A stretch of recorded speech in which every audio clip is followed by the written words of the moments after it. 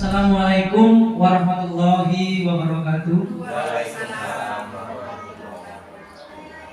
Selamat pagi, salam sejahtera buat kita semua. Tabib pun, alhamdulillah. Yang terhormat Ibu Kepala Sekolah SD Negeri 01 Purworejo, yang terhormat Bapak dan Ibu rekan-rekan Dewan Guru SD Negeri 01 Purworejo beserta staf. Alhamdulillahirobbilalamin.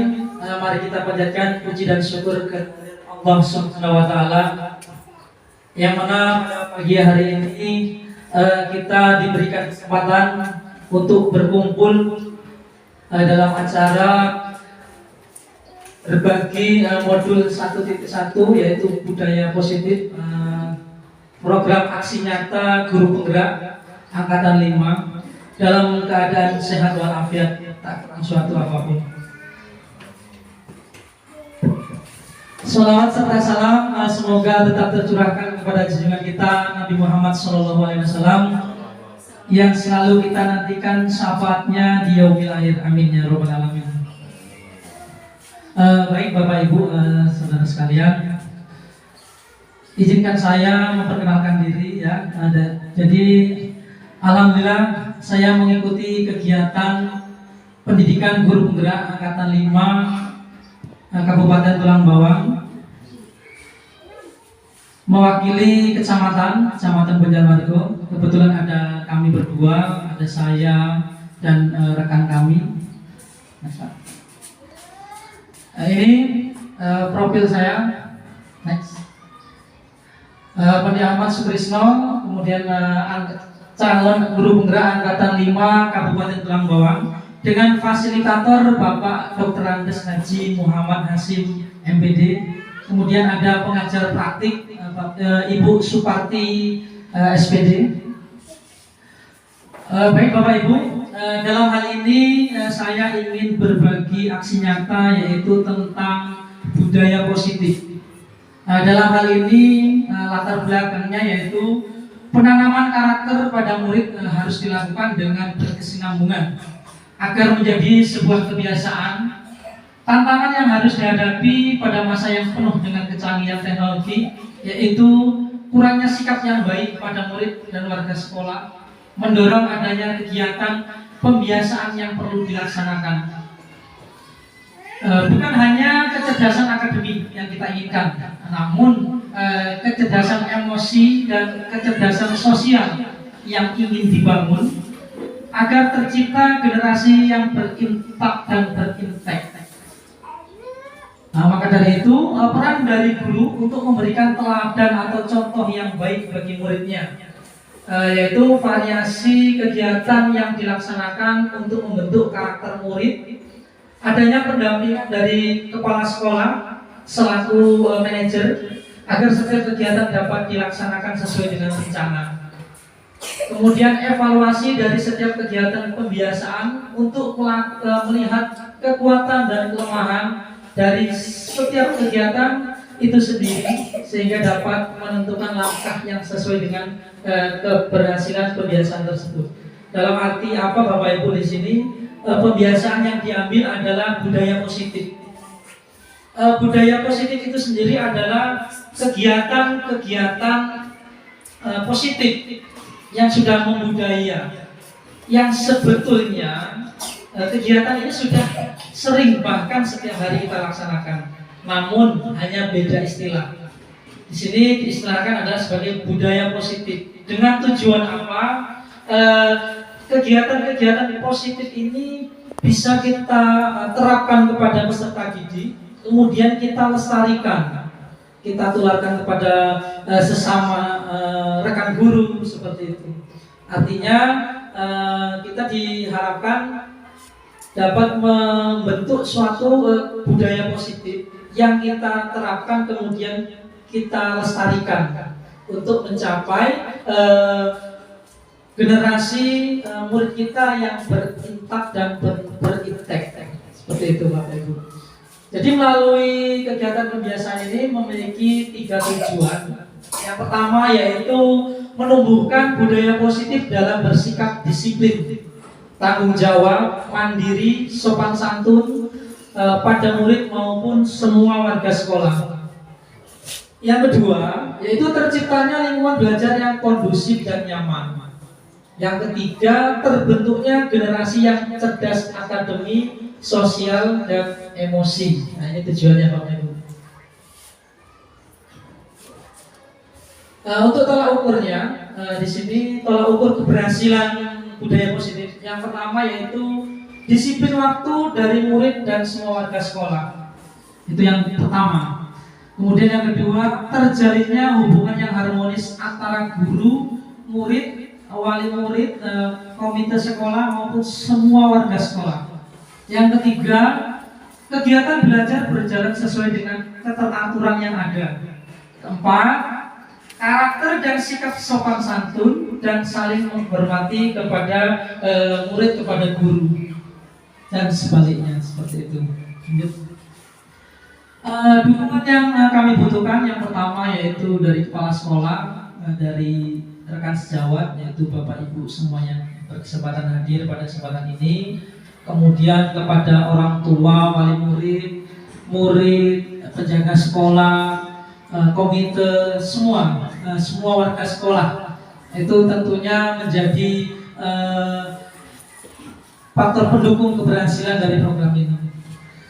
Pada kesempatan ini ada empat poin yang ingin saya sampaikan, yaitu yang pertama mengenai refleksi filosofi pendidikan nasional, kemudian nilai dan peran guru penggerak, yang ketiga visi guru penggerak, yang keempat ada budaya positif. Nah, jadi Bapak Ibu di sini mengenai guru penggerak. Dalam hal guru penggerak, Bapak Ibu, alhamdulillah selama berjalan 2 bulan ini banyak sekali ilmu yang kami dapatkan, terutama tentang mindset atau pola pikir kita terhadap pola pendidikan yang ada di negara kita, yang nantinya akan kita kupas satu persatu pada modul berikutnya.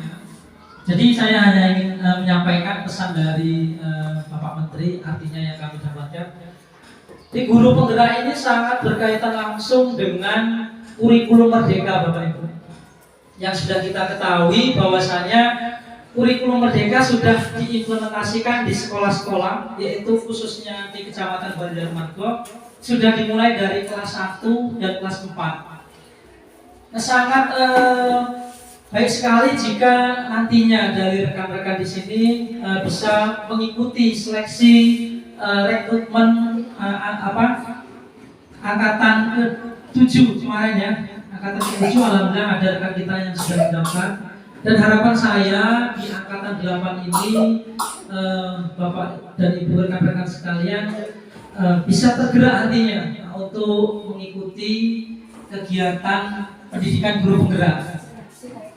Yakinlah bahwasanya pada kesempatan pendidikan guru penggerak ini banyak sekali nanti yang manfaat yang bisa Bapak Ibu ambil atau hikmahnya, karena ini sangat berhubungan langsung dengan penerapan kurikulum merdeka yang dicanangkan akan serentak dilaksanakan pada tahun 2024. Jadi materinya pun sangat berintegrasi sekali mengenai profil pelajar Pancasila dan lain. Jadi seputar itulah, hanya pengemasannya yang berbeda, Bapak Ibu. Ya, harapan saya sekali lagi kepada rekan-rekan sekalian, mohon ayo sama-sama, karena misi guru penggerak ada 3: tergerak, bergerak, dan menggerakkan. Tergerak artinya apa? Hati kita tergerak dulu. Hati kita tergerak untuk mengikuti perubahan atau transformasi pendidikan yang ada. Kemudian kita bergerak dulu sendiri. Kita bergerak mulai dari kelas kita dahulu, baru kita imbaskan. Artinya menggerakkan. Nah, inilah kegiatan yang diharapkan mampu menggerakkan baik rekan sejawat, komunitas belajar yang ada di sekolah, ataupun komunitas belajar yang ada di lingkup kecamatan atau biasa disebut KKG, Bapak Ibu. Jadi itu saja Bapak Ibu. Sebagai seorang guru, tentunya saya sangat berharap dapat menerapkan budaya positif di lingkungan sekolah saya.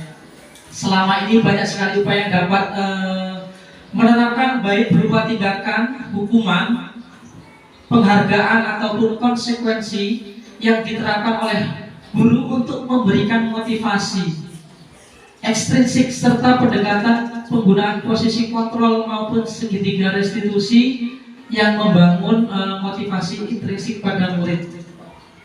Namun banyak sekali hal yang harus diperbaiki Bapak Ibu,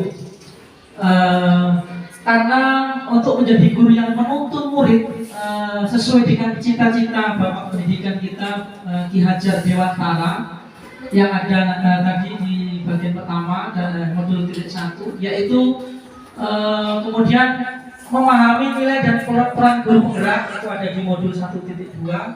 Kemudian memberikan gambaran visi yang ingin dicapai, kolaborasi dalam komunitas praktisi sehingga terciptanya budaya positif. Kemudian penerapan disiplin positif, membangun motivasi murid, penerapan posisi segitiga restitusi, serta keyakinan kelas yang ada di modul 1.4.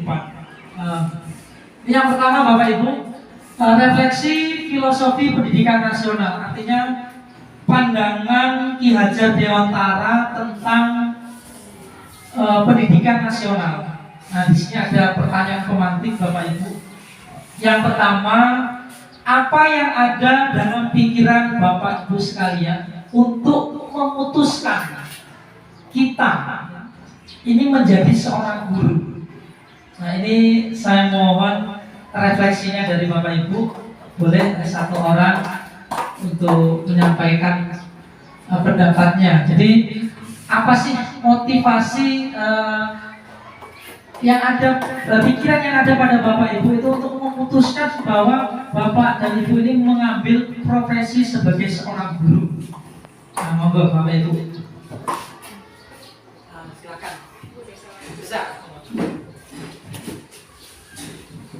Terima kasih atas kesempatan yang diberikan. Baik, kalau saya pribadi, kenapa saya memutuskan menjadi seorang guru itu karena hati saya ada di situ. Jadi di saat saya mendidik anak-anak itu,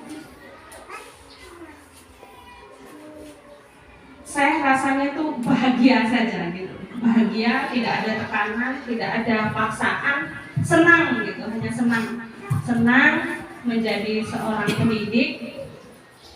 Makanya saya memutuskan menjadi seorang pendidik dan ingin sekali, senang sekali bila melihat anak-anak saya itu berhasil dalam pendidikannya. Jadi ada rasa bangga setelah berhasil itu Pak. Terima kasih. Baik, terima kasih kepada Ibu Desa Nyoman Kartini atas refleksinya. Artinya kita dapat tarik kesimpulan dari beliau ini adalah merasa panggilan jiwa. Nah, jadi merasa senang atas ketika melihat seorang anak itu berhasil. Jadi sehingga beliau ini terbuka hatinya untuk menjadi seorang guru. Nah, saya minta satu lagi Bapak Ibu, untuk biar referensi atau biar lebih dari satu sumber. Boleh Pak Sampai? Boleh. Oke, begini Pak. Kalau saya awalnya pengen jadi guru itu berawal bahwasanya memang satu, ada niat dalam hati untuk mendidik anak itu dengan apa yang saya punya, mentransfer kepada murid supaya apa yang saya tahu itu nanti bermanfaat bagi murid saya. Harapan saya bisa dimanfaatkan nanti kelak untuk hal-hal kebaikan. Ya, cukup itu saja. Oke, kita kasih tepuk tangan dulu. Ya, terima kasih untuk Pak Sampai atas refleksinya. Ya, artinya hampir sama Bapak Ibu ya, panggilan jiwa, kemudian merasa ingin berbagi, ya, ingin berbagi kepada murid kita dan ada rasa bangga ketika melihat anak kita berhasil. Baik, terima kasih Bapak Ibu atas tanggapannya. Untuk yang kedua yaitu bagaimana perjalanan perjuangan hingga menjadi seorang guru. Nah ini saya mintakan kepada ibu yang menurut saya sudah senior di sini, udah lama mengabdi. Jadi saya ingin tahu cerita yang kurang lebih panjang atau pendeknya. Mohon untuk Bu Rolina, silakan juga.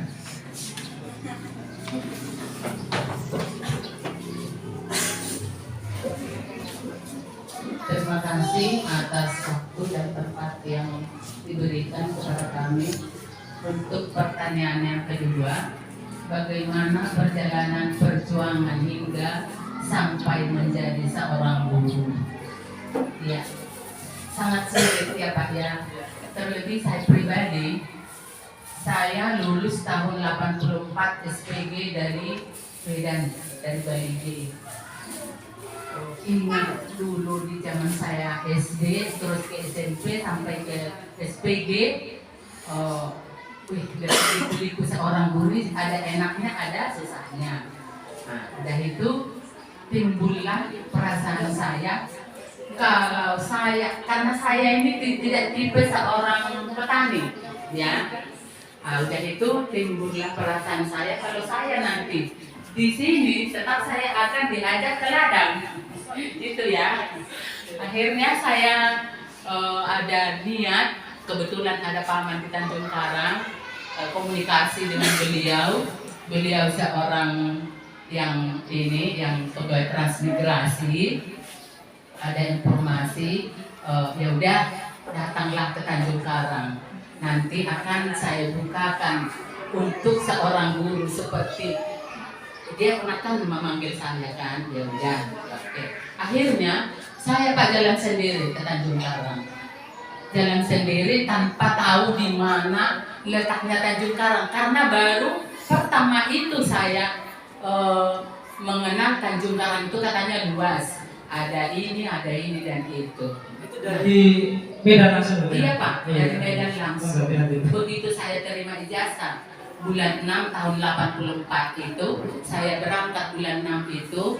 Nah, sampailah saya ke Tanjung Karang. Ya, betul-betul memang diperjuangkan sama paman ini. Bulan 12 keluar ijazah saya Pak, ini SK seorang guru. Jadi kalau dikira-kira sebenarnya enak susahnya ya Pak ya, berpisah dari orang tua. Terus udah itu dipercaya sama pemerintah untuk mengajar di daerah yang sepi sekali, sangat sepi lah ya ibaratnya Pak. Kami mau berangkat ke Tulang Bawang ini aja pakai kapal penutup apa itu Pak ya, jalannya juga batu-batuan, pohon-pohonan dan lain sebagainya. Bahkan masih ada gajah yang masuk ke kampung ini. Itulah saking masih daerah terpencil lah termasuk kalau zaman kami dulu. Ya begitu kan ya Pak, kami dipercayakan pemerintah ditempatkan di SD 1 Penawarjo ini. Istilahnya tidak menghonor dulu, entah di mana-mana. Jadi ya gaji tapi Pak kecil. Gaji pokok 34.000. 34.000 luar biasa. 34. Berapa itu? Tahun 84. Iya. Saya dulu lahir. Iya Pak, betul. Tahun 80.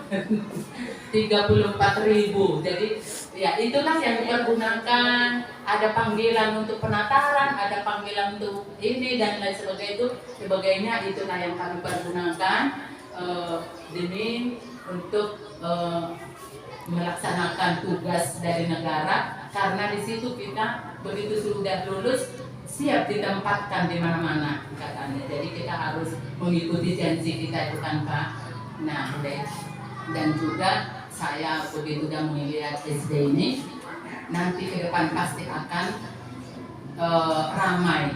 Ya benar juga Pak, nggak jauh dari ini, dari jalan raya. Terus tempat kita ini adalah tempat yang harum di mata masyarakat, di mata pemerintah juga. Saya sangat senang Pak tinggal di sini, sebab murid yang sudah terutama saya ajar di sini sudah mencapai dengan bahkan mereka sudah ada yang polisi, ada yang dokter dan lain sebagainya. Puji Tuhan. Jadi saya juga berharap untuk kedepannya, kebetulan saya ini udah tinggal 2 tahun di sini. Ya mudah-mudahan kalian juga teman-teman yang masih muda-muda, raihlah cita-cita kalian, bangunlah sekolah ini menjadi sekolah yang diharumi oleh masyarakat dan juga anak-anak tidak ada yang tertindas, sebarang terbuli gitu. Sangat besar harapan saya, kalian adalah generasi penerus. Begitu dari saya keterangan pertanyaan yang nomor 2. Terima kasih, saya kembalikan. Terima kasih sekali. Kita kasih aplaus Bapak Ibu. Jadi sangat luar biasa. Nah, kalau saya mengatakan perjuangan dari beliau, artinya sudah 58 tahun Bu ya. Jadi mengabdi menjadi seorang guru. Maksudnya usianya, kemudian berarti kurang lebih ada 40 tahun lebih ya. Ya, jadi sangat luar biasa sekali kalau dibandingkan dengan kita yang masih ini belum seumur jagung lah kita. Terima kasih atas masukannya kepada Ibu Rolina buat kita semua. Semoga yang jadi pengharapan beliau kita bisa mengembannya dan bisa melaksanakannya. Amin ya rabbal alamin. Kemudian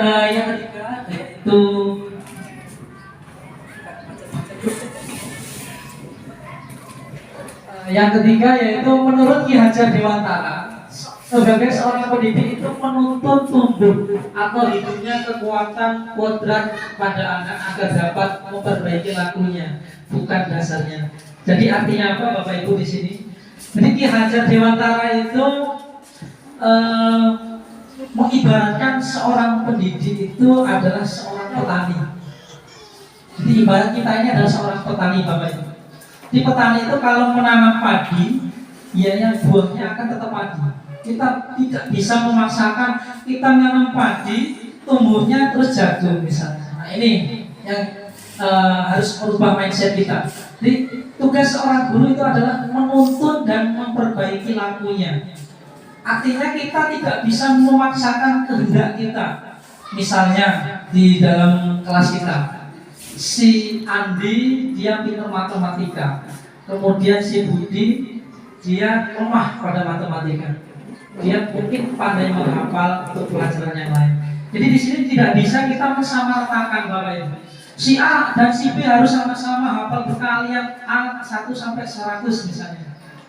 Bagaimana kalau memang kemampuannya batasnya sampai seperti itu? Ya kita berusaha menggali apa yang ada pada murid itu. Ya, jadi bukan anak itu hanya terbatas matematika saja, banyak keterampilan yang lain. Baik bukan secara akademis saja, non akademis pun perlu kita gali Bapak Ibu. Jadi supaya kita tidak membeda-bedakan antara kemampuan si A dan kemampuan si B seperti itu Bapak Ibu.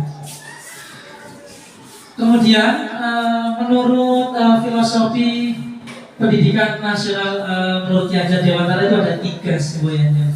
Mungkin di sini Bapak Ibu yang selalu familiar ada kata-kata tuturi handayani. Kemudian yang kedua ada ing ngarso sun tulodo ing madya mangun karso tuturi handayani. Nah ini kita kembali lagi ke filosofi Ki Hajar Dewantara. Ingarso suntulodo itu artinya jika kita sebagai seorang pemimpin atau seorang guru, jika kita berada di depan, kita harus mampu memimpin atau menuntun. Kemudian madya mangun karso, jika kita berada di tengah-tengah, kita harus mampu mengayomi, baik mengayomi murid, sesama rekan guru dan lain-lain. Yang ketiga adalah tuturi handayani. Jika kita berada di belakang, kita mampu memberikan motivasi baik pada murid kita maupun rekan-rekan yang ada di sekolah kita. Jadi jika kita mengamalkan 3 semboyan yang dimiliki oleh Ki Hajar Dewantara, ini saya rasa cukup luar biasa. Nah ini ada perubahan cara berpikir atau mindset seperti harapan dari Bapak Ki Hajar Dewantara. Yang pertama adalah yang dulunya kita beranggapan adalah teacher center. sekarang harus dirubah Bapak Ibu menjadi student center. Teacher center itu artinya guru ini guru adalah sebagai senternya pendidikan. Jadi fokusnya. Tetapi yang sekarang ini harus dirubah adalah murid lah yang harus aktif Bapak Ibu. Artinya proses pembelajaran itu bukan hanya gurunya saja. Artinya bukan guru yang selalu aktif memberikan materi ini, tetapi kita harus diharapkan mampu memberikan rangsangan kepada peserta didik kita supaya mereka itu yang lebih aktif dan juga beranggapan bahwasanya guru adalah salah satu-satunya sumber yang paling benar. Nah ini Bapak Ibu, mohon maaf bukan berarti kami menggurui. Artinya Bapak Ki Hajar Dewantara mengingatkan kepada kita bahwasanya guru itu bukan satu-satunya sumber yang paling benar. Kita juga manusia biasa Bapak Ibu. Artinya kita lebih berhati-hati dalam menyampaikan kepada murid bahwasanya bukan beranggapan bahwa guru itu paling benar, bukan. Kita menang duluan Bapak Ibu, seperti itu. Jadi yang kedua yaitu ada peraturan kelas dan kesepakatan kelas. Yang selama ini kita tahu di sekolah kita ada namanya tata tertib sekolah atau peraturan sekolah. Nah ini harus kita rubah Bapak Ibu. Dari peraturan menjadi keyakinan kesepakatan. Kalau peraturan itu berarti kita yang buat, kita tempel, anaknya suruh naati, itu peraturan. Tapi kalau kesepakatan, ini khususnya lingkup kelas dulu Bapak Ibu, kita bersama dengan murid, kita meminta inspirasi kepada mereka. Artinya selama pembelajaran ke depan ini bagaimana, apa yang harus kita lakukan, apa yang tidak boleh dilakukan. Nah itu setelah mereka memberikan masukan, tetap nanti kita yang menyaring. Oh yang ini layak, yang ini tidak. Kita menuntut kembali lagi, kita yang menuntut mereka. Nah akhirnya disepakatilah menjadi kesepakatan kelas. Nah seperti itu Bapak Ibu. Dan apabila kesepakatan kelas itu dijadikan satu antara kelas 1 dan kelas yang lain, itu nanti bisa diglobalkan menjadi kesepakatan sekolah seperti itu Bapak Ibu. Sesuai dengan nanti di modul 2. Kemudian yang ketiga, nilai akhir menjadi patokan, yaitu guru sebagai teladan sesuai 3 semboyan Ki Hajar Dewantara. Nah ini Bapak Ibu, kalau selama ini nilai itu sebagai patokan akhir, nilai akhir sebagai patokan. Jadi kalau di kurikulum Merdeka ini sebetulnya Bapak Ibu yang dinilai adalah prosesnya. Mulai dari kurikulum K13 kalau nggak salah. Makanya pada aplikasi rapor itu disertakan ada deskripsinya, artinya prosesnya. Kalau KTSP dulu kan angka 80 seperti itu. Sekarang 90 nya di mana? Misalnya Ananda sangat mahir pada bidang perkalian misalnya, atau menghafal Quran hadis seperti itu. Itu ada indikatornya. Jadi nilai prosesnya itu yang kita tampilkan sesuai dengan 3 semboyan yang saya bahas di awal tadi Bapak Ibu. Nah ini adalah visi nilai dan peran guru penggerak. Jadi kami di pendidikan guru penggerak itu ada 3, yaitu yang pertama 5 kebutuhan dasar manusia. Ada bertahan hidup, kasih sayang, kekuasaan, kesenangan, dan kebebasan. 5 ini kebutuhan yang harus terpenuhi oleh manusia. Contoh Bapak Ibu, kasih sayang.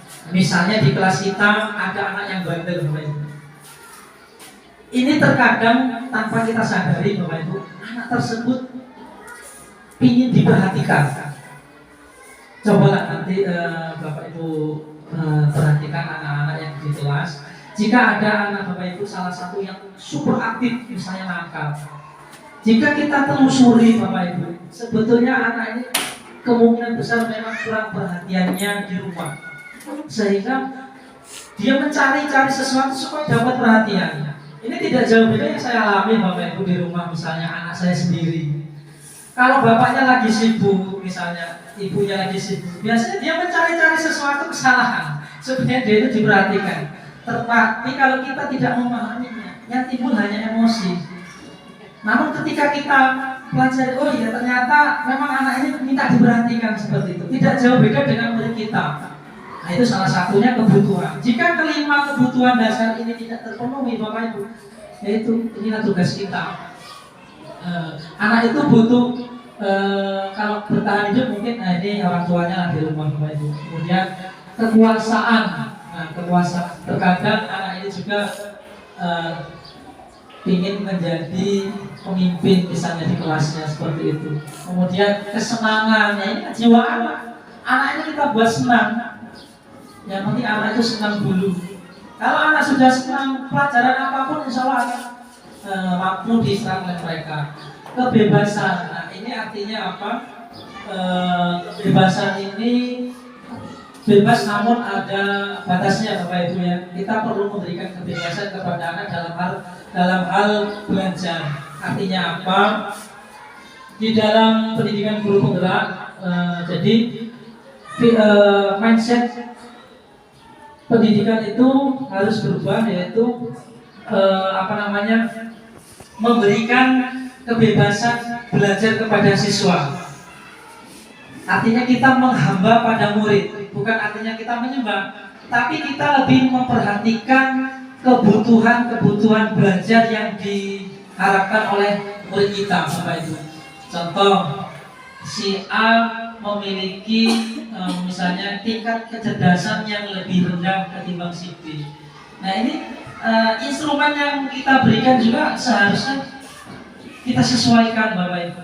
Jangan kita samakan. Itu nanti ada, mudah-mudahan nanti saya diberi kesempatan ada modul yang kedua, yaitu pembelajaran berdiferensiasi. Kalau berpihak pada murid, yang kedua mandiri, reflektif, kolaboratif, dan inovatif. Nah ini yang pertama yang saya sebutkan tadi.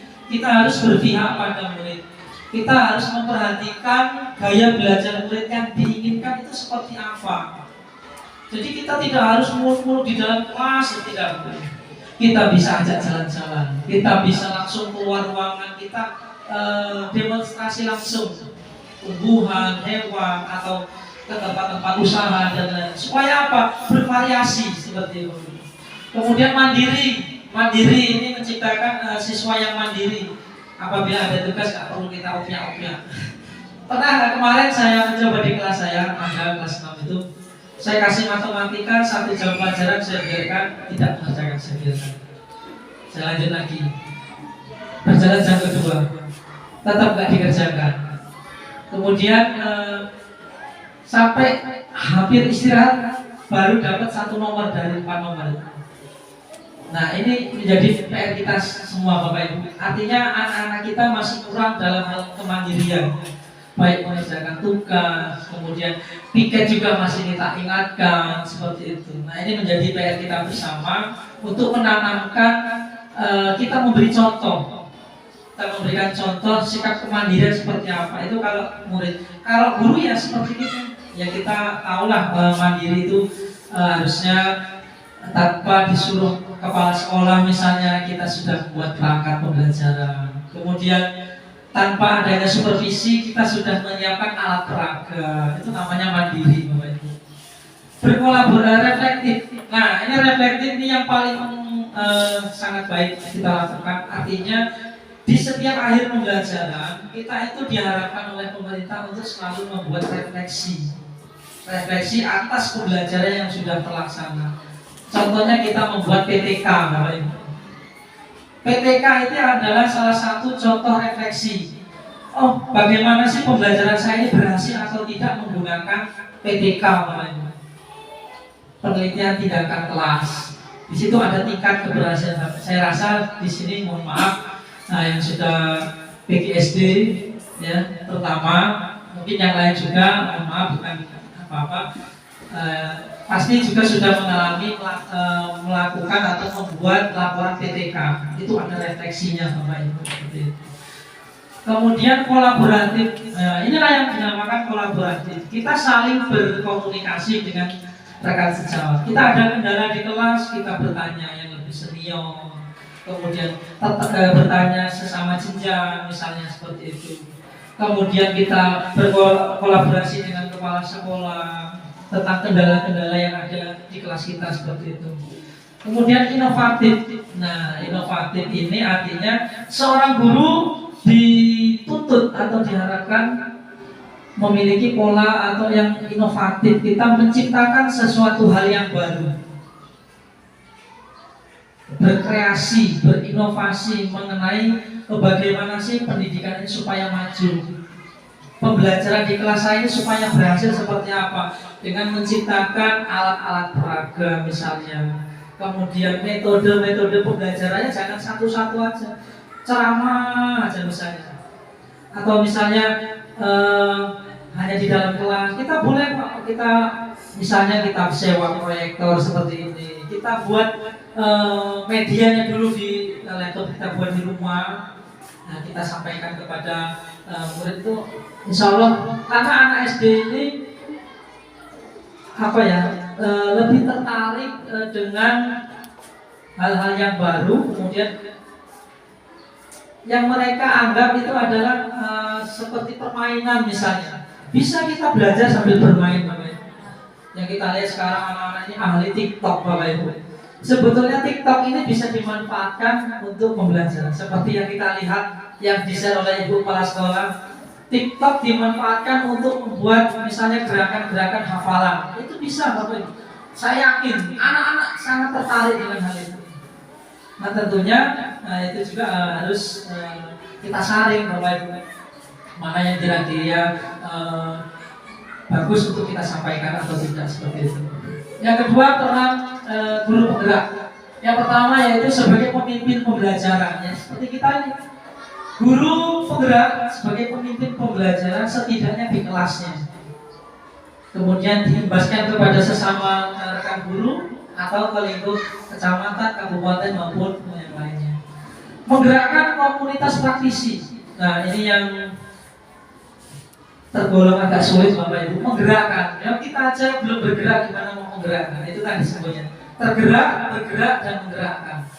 Nah, seperti kegiatan seperti ini sudah termasuk menggerakkan komunitas praktisi. Kemudian menjadi coach bagi guru lain. Nah, ini yang harus kita latih mental kita. Kita mampu misalnya aplikasi rapot. Nah, alhamdulillah kemarin aplikasi rapot kurikulum merdeka kami sudah melakukan praktek di kecamatan kelas 1 dan kelas 4 khususnya. Jadi seperti ini, kami memandu, kita buka aplikasi bareng-bareng, langsung praktek langsung. Jadi semua guru buka laptop, langsung bagaimana cara membuat rapotnya. Selama ini mohon maaf, rapotnya biasanya kita buat oleh-olehan, kemudian seperti itu. Jadi harapan saya untuk kedepannya, untuk rapot bisa kita garap sendiri, Bapak Ibu. Nah, seperti itu. Nanti saya siap, insya Allah.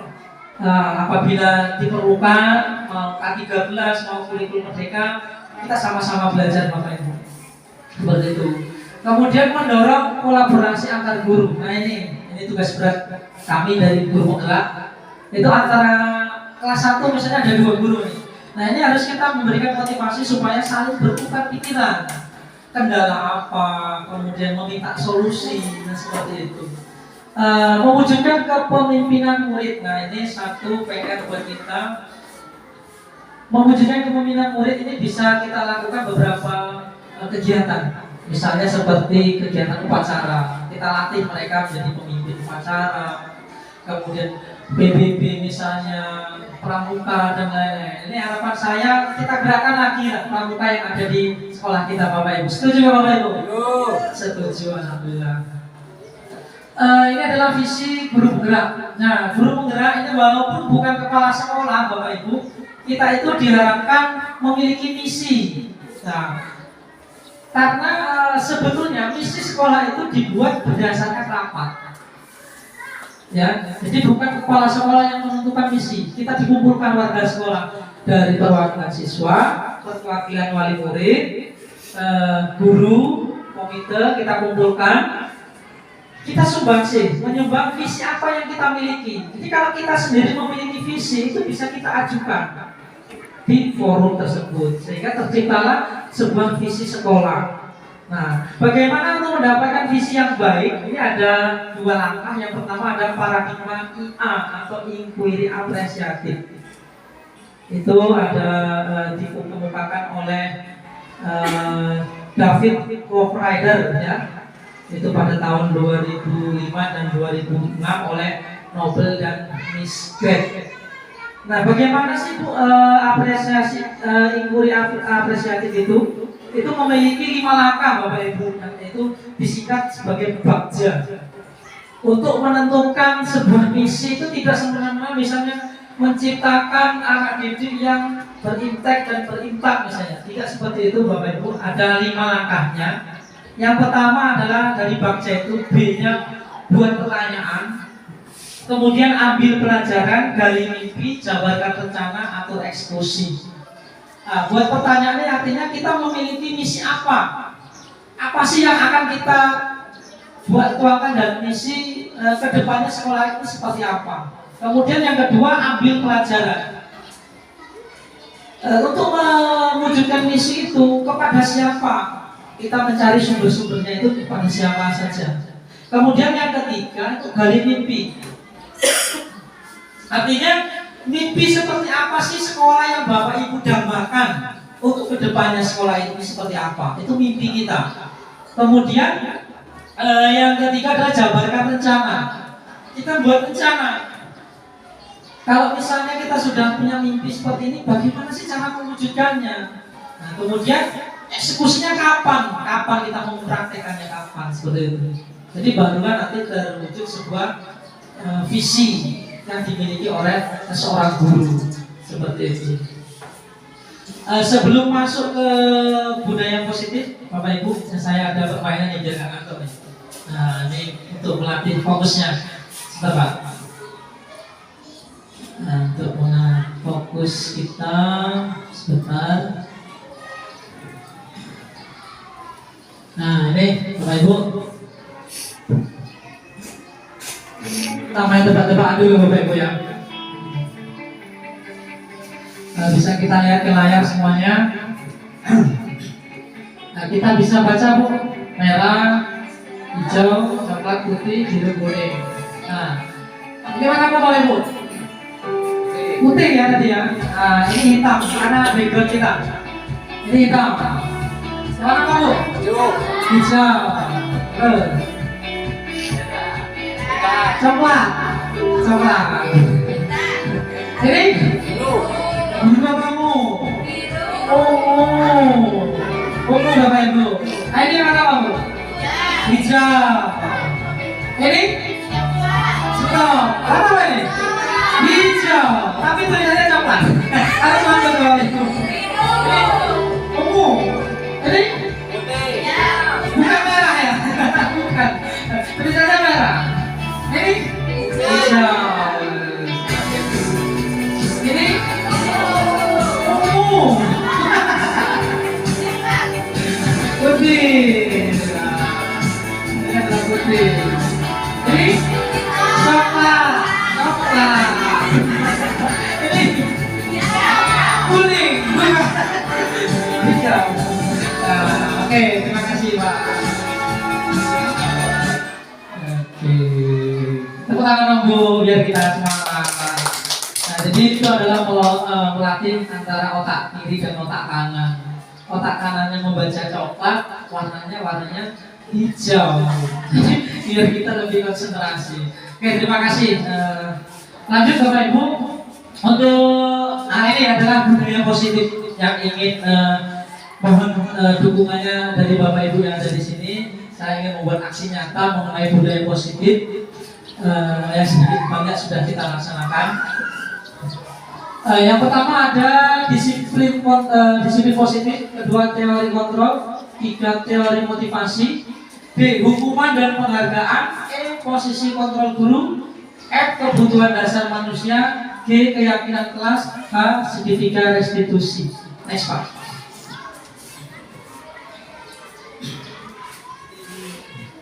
Slide aja.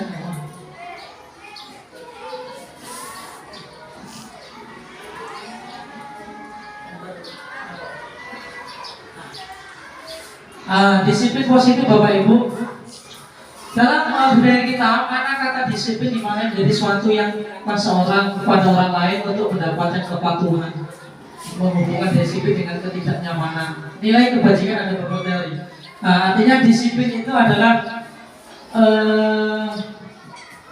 menjadi seseorang yang lebih patuh pada peraturan. Kalau kita patuh pasti dikatakan disiplin. Kemudian yang kedua, nilai kebajikan ada beberapa teori, salah satunya adalah profil pelajar Pancasila. Nah ini yang saya katakan tadi Bapak Ibu, berintegrasi dengan kurikulum merdeka. Inilah yang harus kita tanamkan kepada peserta didik kita. Beriman, bertakwa kepada Tuhan Yang Maha Esa dan berakhlak mulia. Ini. Yang kedua, mandiri, bernalar kritis, berkebinekaan global, bergotong royong dan kreatif. Mandiri tadi sudah. Benar kritis artinya kita dapat merangsang pemikiran anak-anak dalam pembelajaran supaya mereka itu mampu mengutarakan pendapatnya Bapak Ibu. Ini sangat sulit sekali. Bagaimana anak kita itu supaya bisa ngomong ke depan itu sangat sulit sekali kita lakukan. Kemudian berkebinekaan global artinya apa? Kemajuan teknologi yang sangat canggih ini memaksa kita lihat anak-anak kita sebetulnya mereka sangat menguasai teknologi, namun kurangnya tuntunan dari kita. Misalnya mereka lebih bermain gadget, game dan lain-lain. Nah ini yang bermain game. Padahal sebetulnya laptop mereka itu sudah ngerti, cuma kurang diarahkan. Arahnya ke permainan seperti itu. Kemudian bergotong royong. Nah, bergotong royong ini yang perlu kita tanamkan ke anak-anak kita, Bapak Ibu. Seperti kita sudah jarang melaksanakan Jumat sehat, misalnya Jumat bersih, kita laksanakanlah nantinya setiap hari Jumat seperti itu. Kemudian piket kelas. Kadang ada laporan ya dari anak kita, Pak si A si B nggak ikut piket. Nah, seperti itu. Nah ini berarti masih kurang budaya gotong royongnya, kreatif dan lain-lain. Ini teori kontrol yaitu oleh Dr. William Glaser. Ilusi guru mengontrol murid. Ilusi berarti sesuatu hal yang belum pasti. Ilusi bahwa semua penguatan positif efektif dan bermanfaat. Ilusi bahwa kritik dan membuat orang merasa bersalah dapat menguatkan karakter. Ilusi bahwa orang dewasa memiliki hak untuk memaksa. Kira-kira yang nomor 3 dan 4 benar nggak Bapak? Kritik membuat orang itu merasa bersalah dan dapat menguatkan karakter mereka. Kalau menurut saya yang pertama betul, tapi yang kedua ini kurang tepat. Bukan menguatkan karakter, justru akan membunuh karakter mereka kalau sering kita kritik. Tapi hanya membuat mereka merasa bersalah saja. Misalnya dia melakukan kesalahan, kita marahi, ya, hanya merasa bersalah. Suatu waktu dia punya kesempatan, dia akan membuat kesalahan lagi. Berarti akan membunuhkan karakter mereka. Kemudian ilusi bahwa orang dewasa memiliki hak untuk memaksa. Nah, ini terkadang kita ikut di rumah saja. Saya seorang suami, saya lebih dewasa dari mereka, istri, anak saya misalnya. Saya memaksakan kehendak saya. Nah ini yang sebetulnya teori kontrol dan termasuk ke dalam Dr. William ini yang kurang pas Bapak Ibu. Jadi untuk memaksakan kehendak itu, apalagi kita orang yang lebih dewasa itu juga kurang tepat Bapak Ibu seperti itu. Nah, teori motivasi hukuman, penghargaan serta restitusi. Nah ini terakhir Bapak Ibu. Ini yang sangat saya tunggu-tunggu waktu pelatihan di bagian yang ini untuk menghindari motivasi dari saya itu menghindari ketidaknyamanan atau hukuman. Yang kedua, untuk mendapatkan imbalan atau penghargaan dari orang lain, untuk menjadi orang yang mereka inginkan dan menghargai diri sendiri dengan nilai yang mereka percayai. Kira-kira Ibu, kita menuntut murid itu yang 1, 2 atau yang ketiga Bapak Ibu?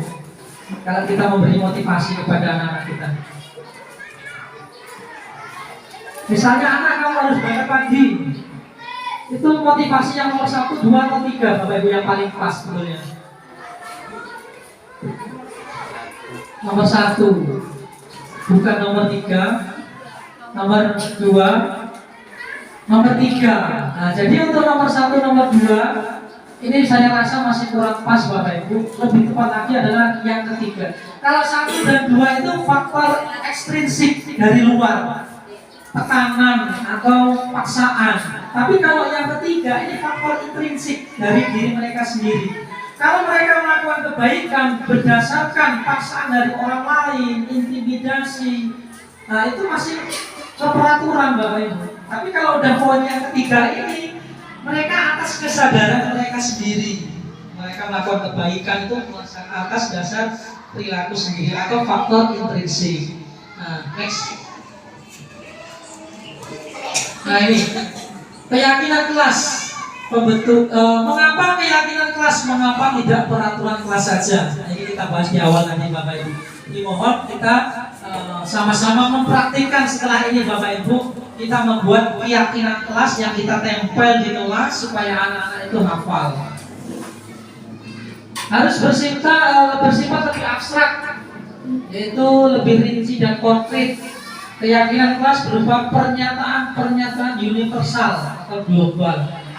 Pernyataan keyakinan kelas senantiasa dibuat dalam bentuk positif. Kalimat positif Bapak Ibu ya, bukan kalimat negatif. Keyakinan kelas hendaknya tidak terlalu banyak agar mudah dihafal. Kemudian sesuatu yang dapat diterapkan di lingkungan tersebut. Jadi sesuaikan dengan keadaan murid kita.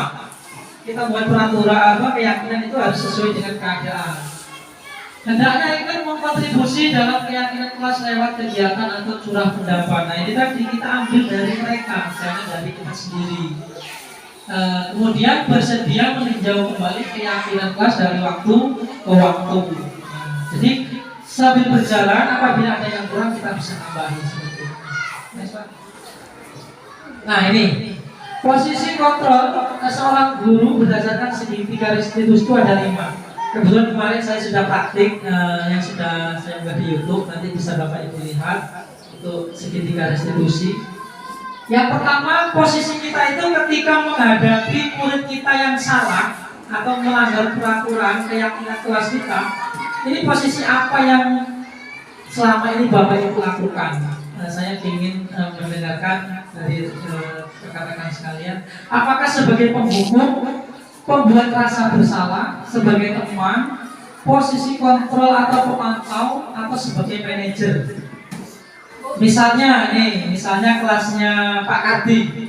Misalnya Pak Kardi, anaknya Pak Kardi datang ke sekolah telat misalnya.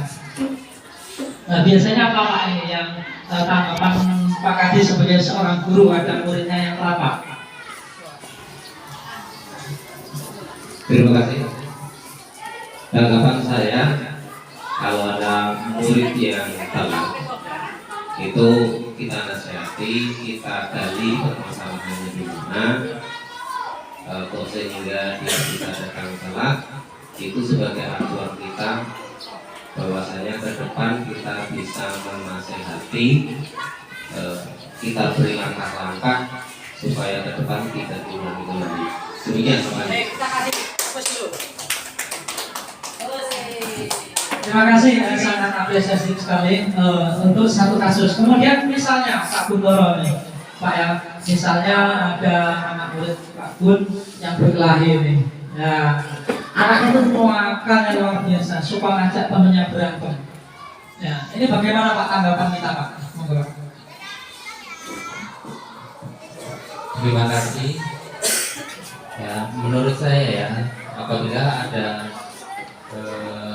di dalam kelas terjadi perkelahian terhadap anak yang super nakal ya biasanya kita panggil kedua anak tersebut yang terlibat perkelahian, kemudian kita cari apa duduk permasalahan yang dialami oleh kedua anak tersebut.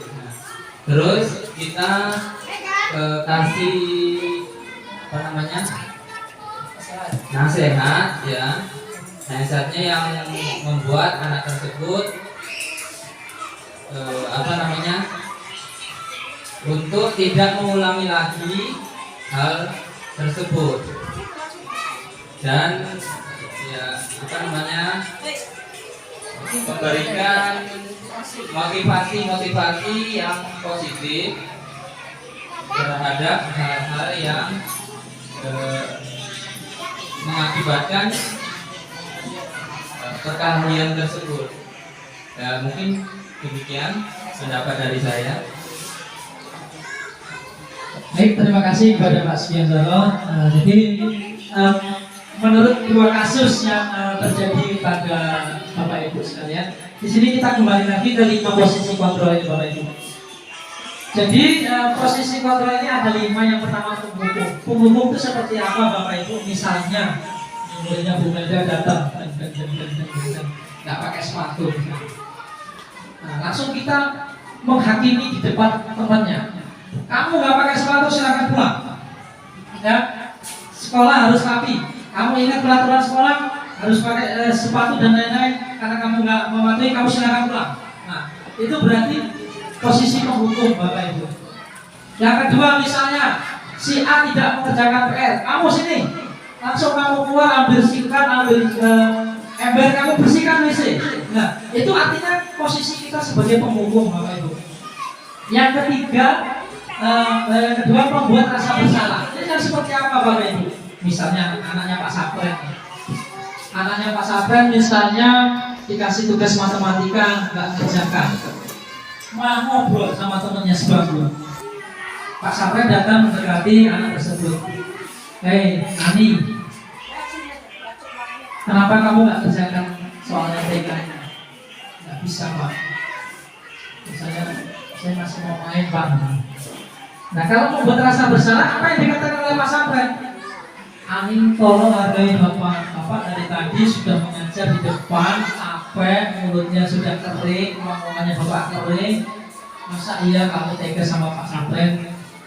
Nah, itu artinya membuat rasa bersalah. Oh iya ya, pasti anak berpikir, iya, saya tidak mengerti guru saya. Nah, ini artinya memberi rasa bersalah. Nah, kemudian yang ketiga sebagai posisi teman. Keempat, posisi pemantau, 5 manajer. Nah, seharusnya yang kita lakukan itu adalah minimal di posisi ketiga, keempat, dan kelima, Bapak Ibu.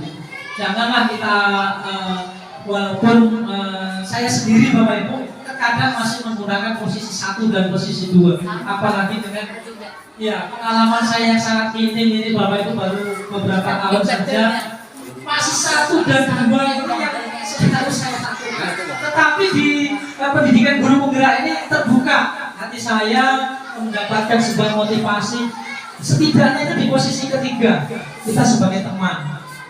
Nah, sebagai teman seperti apa Bapak Ibu? Misalnya tadi seperti kalau Pak Guntoro dengan Pak Sukardi tadi alhamdulillah sudah di posisi kelima sebagai manajer. Nah, inilah yang harus dilakukan sebagai seorang guru, menggunakan segitiga restitusi seperti yang kemarin saya praktikkan, saya share di grup grup guru kita, grup sekolah kita. Nah, itu adalah segitiga restitusi. Nanti kita bahas di situ. Yang keempat sebagai pemantau. Ini bagaimana Bapak Ibu? Kita teman ya Bapak Ibu, sebagai teman. Nah, misalnya ada kasus yang tadi, kasus yang tidak mengerjakan misalnya. Kenapa kamu tidak mengerjakan? Bilang masih mau bermain Pak. Setidaknya kita berikan dia waktu, misalnya istirahat Bapak Ibu. Kita relakan waktu kita biar anak itu nggak usah istirahat. Kamu selesaikan dulu anak, kamu selesaikan dulu tugas kamu ini, dikerjakan dulu. Nanti kamu tidak mendapatkan nilai atau ketinggalan pelajaran seperti itu. Minimal seperti itulah Bapak Ibu kita. Mengurangi yang posisi 1 dan posisi 2. Nah, kita rangkul anak itu, kita anggap itu teman kita, supaya apa? Supaya mentalnya tidak jatuh seperti itu. Kemudian yang posisi pemantau. Nah, posisi pemantau ini hampir mirip Bapak Ibu dengan teman, hanya beda tipis. Kita memberikan nasihat-nasihat atas kesalahan-kesalahan yang dilakukan anak itu, kita pantau. Tapi yang lebih sempurna adalah di posisi manajer. Nah, di posisi manajer itu ada 3 langkahnya Bapak Ibu, yaitu langkah segitiga restitusi namanya. Jadi seperti ini. Yang pertama adalah menstabilkan individu. Yang kedua, memvalidasi tindakan yang salah. Yang ketiga, menyepakati keyakinan. Nah, contohnya kemarin saya ambil 2 tema Bapak Ibu. Yang pertama, anak itu jarang masuk sekolah. Yang kedua, membuang sampah sembarangan. Nah, jadi anak-anak ini saya panggil ke kantor. Jadi yang pertama langkahnya adalah menstabilkan individu. Kita tanyakan kesalahannya. Nah, misalnya masuk gila, bisa masuk. Saya kasih pertanyaan pertama, menstabilkan individu. Anak Anda gila, kenapa misalnya kenapa kamu bapak panggil ke kantor? Pasti dia nggak tahu Pak. Pasti dia nggak tahu kenapa dipanggil. Kemudian kita sampaikan kesalahannya. Kemarin kamu bapak lihat waktu jam olahraga, kamu sedang duduk-duduk dengan temanmu, kamu membuang sampah sembarangan. Benar apa enggak? Kalau dia mengakui, kita artinya menstabilkan identitas. Jangan kita mengeluarkan kata-kata yang kasar. Misalnya kita marahin, nah, itu masih posisi nomor 1 hukum. Jadi kita ingatkan kesalahannya. Kemudian langkah yang kedua, memvalidasi tindakan yang salah. Kita kasih tahu membuang sampah yang sembarangan itu adalah tindakan yang salah. Jadi yang benar adalah masukkan ke tempat sampah yang ada, supaya untuk kita kasih edukasi. Untuk apa tujuannya? Untuk menjaga lingkungan, kebersihan dan kesehatan. Dan yang ketiga, baru kita kaitkan dengan kesepakatan kelas kita yang sudah kita buat Bapak Ibu. Kita ingatkan. Bila kamu ingat nggak kesepakatan yang sudah kita buat di kelas waktu awal semester misalnya, ingat Pak, kita boleh buat sampah-sampahnya. Kamu tahu seperti itu. Jadi lain kali jangan diulang seperti itu. Artinya kita meyakini kesepakatan. Kemudian kita tanyakan apa yang akan kamu lakukan supaya kamu nggak ulangi lagi. Kita tanya sama anak itu, ya. Pasti dia akan menjawab, ya Pak, saya akan berusaha nggak melakukannya lagi, dan saya berjanji akan membuang sampah pada tempatnya dan lebih menjaga lingkungan supaya bersih. Seperti itu Bapak Ibu. Bukan hanya itu Bapak Ibu, contoh-contohnya banyak. Misalnya anak yang berkelahi seperti Pak Bintoro tadi, kita panggil dua-duanya, kita tanyakan apa permasalahannya. Bila perlu kita datangkan orang tuanya, kita damaikan. Seperti itu.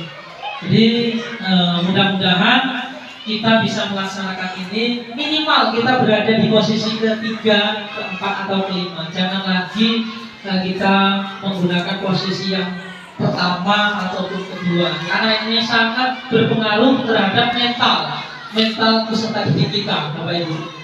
Jadi kalau kita jatuhkan di depan temannya, pasti dia akan ngedon. Besoknya nggak berangkat sekolah. Besoknya alasan datang sekolah ulang lagi, takut. Seperti itu. Dan itu Bapak Ibu, mungkin itu saja Bapak Ibu yang bisa saya sampaikan.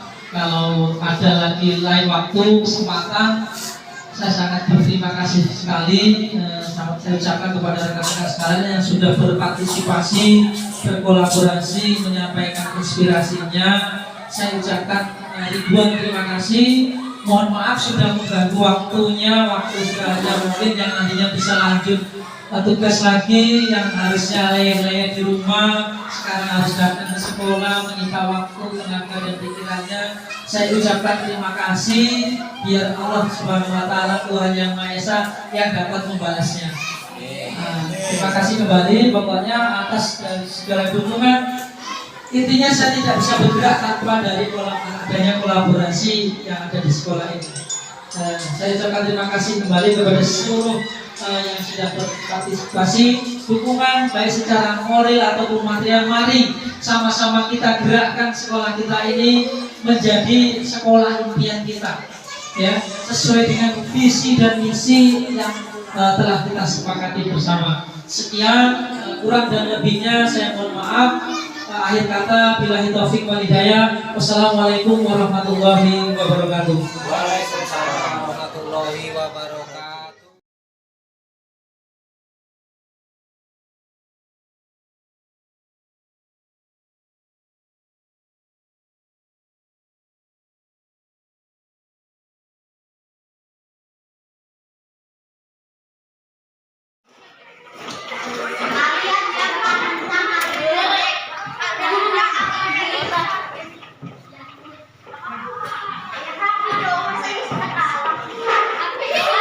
Ayo semua silakan ditempel yang belum ya. Ayo anak-anak, yang sudah silakan duduk kembali. Ini yang laki-laki ya. Nah, ini hasil yang perempuan. Yuk. Oh, masih ada. Silakan ketut, tempelkan ketut.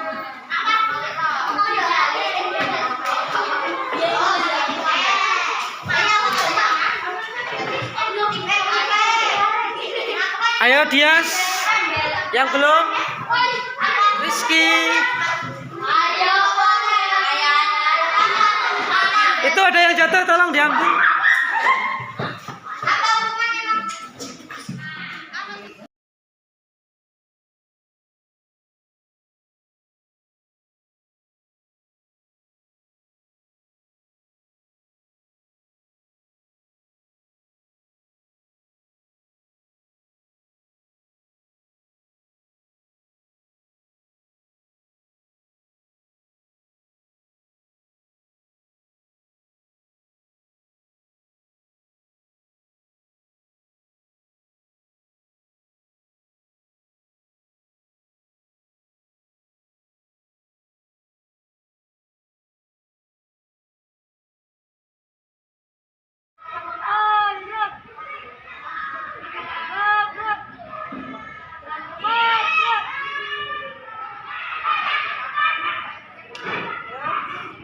Assalamualaikum warahmatullahi wabarakatuh.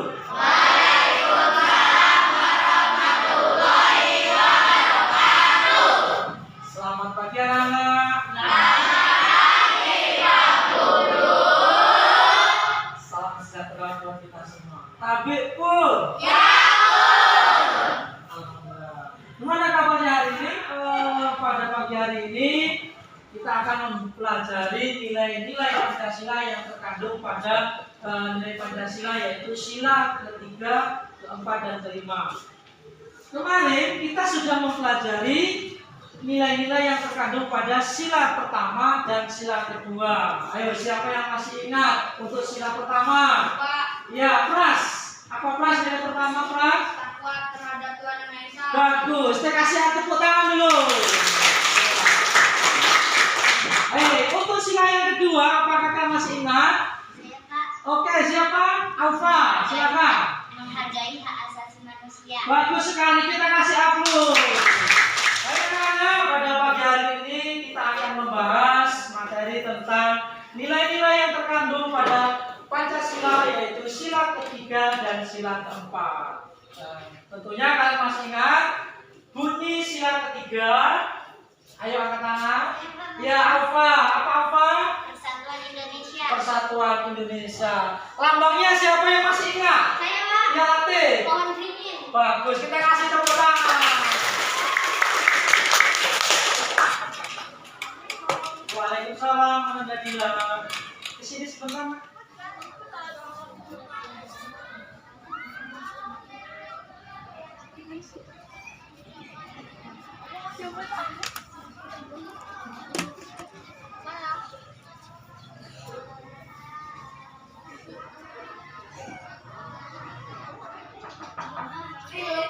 Mereka masuk Dilan. Dilan, mana kabarnya hari ini? Jadi gini Dilan, apakah dia tahu mengapa Bapak panggil ke kantor? Maaf, Pak, saya tidak tahu. Jadi gini ya Dila ya, jadi Bapak memanggil Dila ke kantor karena ada sesuatu yang ingin Bapak sampaikan mengenai kemarin Dila datang ke sekolah telat, dan itu tidak yang pertama kali. Jadi Dila akhir-akhir ini sering telat datang ke sekolah. Iya Pak, saya sering kalau datang ke sekolah. Itu memiliki kesalahan. Tidak ada orang pun yang tidak memiliki kesalahan. Namun di sini kita harus belajar dari kesalahan apa yang kita lakukan. Jadi tentunya dia melakukan itu mempunyai alasan tersendiri. Kenapa kok dia sering datang telat? Ya Pak, saya sering telat datang ke sekolah karena saya bangunnya kesiangan. Saya juga suka tidur larut malam. Jadi tidak boleh terlalu sering tidur terlalu malam karena akan mengganggu kesehatan kamu ya. Bila apakah kamu masih ingat keyakinan kelas yang telah kita sepakati bersama di kelas? Ya Pak, masih ingat kita harus datang ke sekolah tepat waktu. Kalau begitu kira-kira apa yang akan dia lakukan untuk memperbaiki masalah ini? Saya akan bersama dengan teman-teman tentang pelajaran yang digunakan. Terus nanti tanya ya sama temennya sampai tamat pelajarannya. Baik, itu sangat bagus sekali untuk kamu lakukan. Sekarang bagaimana usaha kamu supaya besok itu dan seterusnya kamu tidak telat lagi?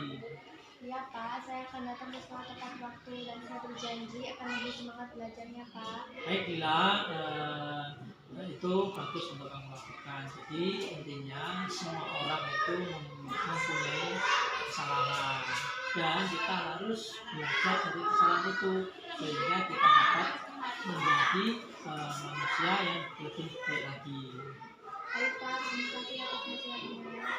Oke, sekarang kamu boleh masuk ke kelas lagi ya.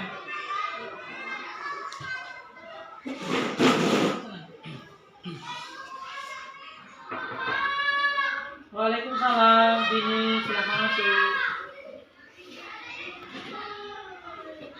Gimana Dini, kabarnya hari ini? Alhamdulillah baik Pak. Baik. Kira-kira Dini Bapak panggil ke kantor. Ini tahu nggak ada apa? Nah, jadi gini ya Dini, Bapak memanggil Dini ke kantor ini karena kemarin Bapak lihat pas jam istirahat, jam olahraga ya, Bapak melihat Dini sedang duduk-duduk dengan temannya di depan kelas. Nah, jadi Bapak lihat Dini membuang sampah sembarangan ya. Nah, jadi gini, di sini Bapak tidak akan mencari siapa yang salah, jadi tidak mencari yang salah. Artinya di sini kita sama-sama mencari solusi atas masalah yang ada. Jadi gini ya, semua manusia itu pasti melakukan kesalahan. Jadi tidak ada manusia yang tidak mempunyai kesalahan. Tapi kita berusaha untuk memperbaiki masalah itu.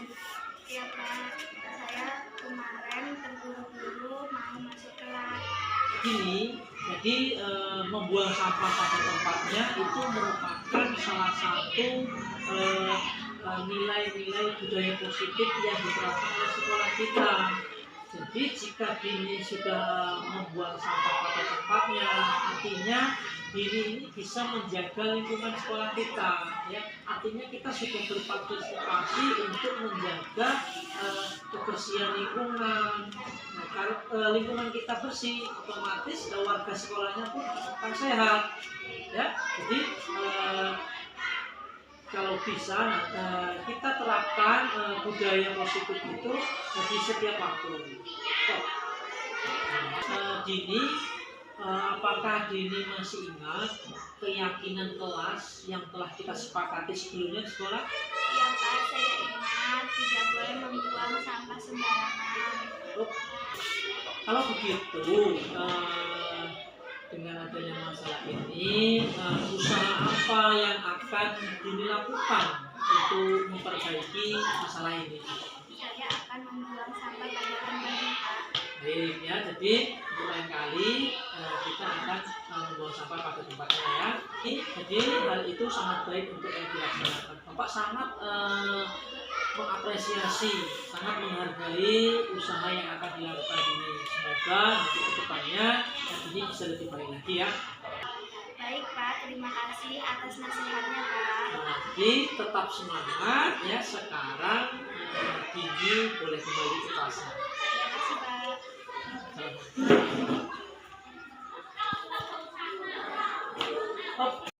Setelah melakukan kegiatan tadi, apa yang Dini rasakan?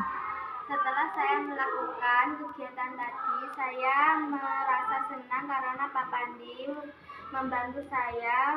Setelah mengikuti kegiatan tadi, Bapak ingin mengetahui bagaimana perasaan Dila sekarang. Setelah saya melaksanakan kegiatan tadi, saya merasa bahagia karena Pak Pandi dengan ramah menasihati saya. Pak Pandi juga memberikan kesempatan kepada saya untuk menemukan solusi atas permasalahan saya, sehingga saya dapat menemukan jati diri saya. Terima kasih Pak